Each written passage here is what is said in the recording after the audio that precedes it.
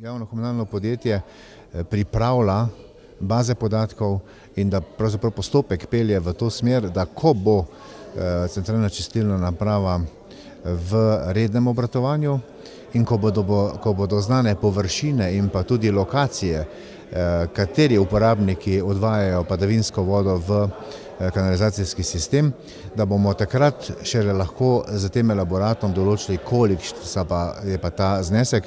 Pa vendar, iz nekaj primerov smo videli, da govorimo o znesku 3-4 evrov na gospodinjstvo mesečno. Sprejeli ste 2 odloka v povezavi z urejanjem pokopališč. Kaj prinašate? Kako imate urejeno to področje že sedaj? Trenutna situacija je, da imamo izbranega koncesionarja. Če me spomin ne vara, je to do leta 2019 veljavna koncesijska pogodba. Tudi pri tem gre za usklajevanje z zakonodajo. Občinske odloke je bilo potrebno prilagoditi.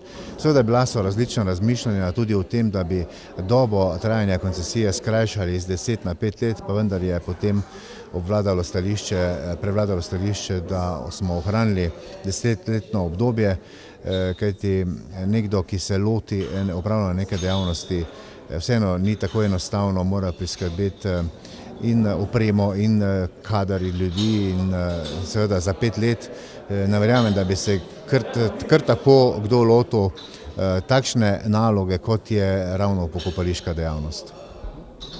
To, kako je na pokopališču s posipom, to že poteka, kako je to urejeno? Ne vem, če je že bil kakšen primer, zadeva je v bistvu ta del pokopališča je urejen, samo jaz pa v tem trenutku nimam informacije, ali so to že uporabljali ali pa ne, to pa še ne vem, to pa res ne vem. Kako je s poplavno varnostjo reke Dravinje v luči obiska ministra Židana, o čem ste se pogovarjali?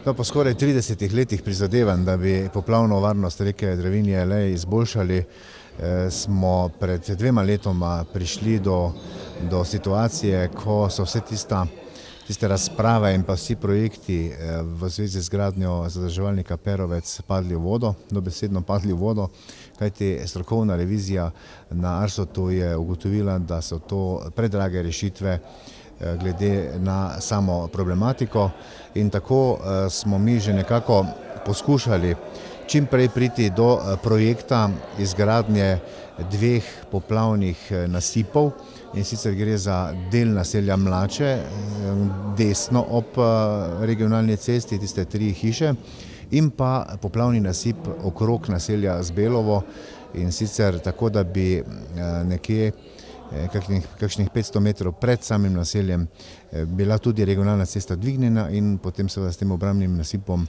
bi reševali visoke vode reke Dravinje. Seveda je pa se trenutno v fazi, idejni projekt je pripravljen in mi kot občina poskušamo na vse načine, da bi pospešili in pripravo projektne dokumentacije. Na osnovi tega je treba zdaj še narediti projekt za izvedbo. In mi smo se tudi vključili v pridobivanje služnosti oziroma soglasij lastnikov zemljišč in v sklopu tega smo imeli pred tednom dni tudi obisk ministra za kmetijstvo in okolje, magistra Dejana Židana, da smo ga seznanili s problematiko in da smo ga zaprosili, da v okviru trenutne situacije, za katero vemo, kakšno je na področju vlade, da poskušamo izkoristiti te poletne mesece, da bi potem nekako do jeseni prišli do tega, da bi se lahko začeli pogovarjati, kdaj se bo to začelo uresničevati, kajti to je nevzdržno, da nekaj desetletij ne znamo rešiti mogoče investicijo, ki je vredna 1,5 milijona evrov. To je nedopustno in pa tudi neodgovorno do vseh teh prebivalcev ob Dravinji. Kako pa je z obnovo dvorca Trebnik? Kaj se trenutno dogaja, kako naprej?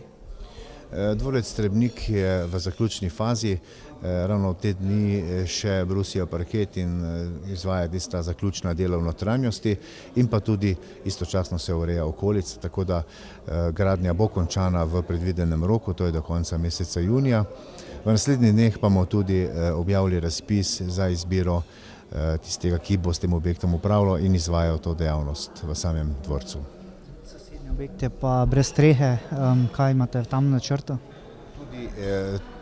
Ta sosednji objekt, se pravi čisto desni, skrajni desni objekt na glavnem, kjer smo v jeseni odstranili streho, naredili ojačitve, je predvideno, da namestimo streho in na konec koncev tudi, če v soglasju z Zavodom za varstvo kulturne dediščine bomo zaenkrat pokrili in potem seveda, ko bo pravi projekt, kajti ugotovilo se je, da bo tu treba še kar več denarja vložiti, ne samo streho zamenjati, da bomo potem naprej urejali. V tem trenutku pa je glavni cilj, da preprečimo nadaljnje propadanje. Mogoče samo za nagrajence. Znana so imena letošnjih nagrajencev občinskih. Za Zlati grb ste, mislim, da tudi vi predlagali, pa mogoče nekaj o teh imenih. Ja, za Zlati grb je tudi moj predlog bil, da je to Stanislav ali Slavko Hlastec, dolgoletni predsednik Gasilske zveze Slovenske Konjice. In nekako takšno leto je, da je ravno v letošnjem letu napolnil 60 let, svoj rojstni dan 60. in pa v lanski jeseni se je poslovil od aktivnega dela in glede na vse dogajanje v zadnjem obdobju v zvezi s področjem gasilstva v naši občini se mi je zdelo nekako primerno, da mu damo tudi javno priznanje in tudi potrditev, da je njegov način dela na tisti, ki je pravi in ki je na pravi poti, da tudi širša družba mu da to priznanje. Kar se tiče Srebrnega grba, je tudi kot spodbuda prizadevnemu Dorjanu Zabukovšku, ki je zaposlen v enoti nujne medicinske pomoči, pa vendar poleg tega še ogromno predavanj naredi, izobraževanj za občanke in občane in pa tudi njegovo prizadevanje, da bi ta sistem defibrilatorjev nadgradili in tudi vključili v obveščanje v primerih, ko pride do potrebe, da bi vključili tudi in usposobili gasilce, ki so vedno pri roki in nekako je pravilno, da v bistvu njegova poklicna pot, njegov interes, njegovo prostovoljno delo nekako dvignemo in mu damo priznanje. Glede samega denarne nagrade oziroma priznanja občine ob 20-letnici društva Sožitje, mislim, da je več kot utemeljeno in tudi upravičena ta nagrada gre v prave roke, kajti to društvo ogromno pomeni za celotno občino in tudi širše za celotno Dravinjsko dolino.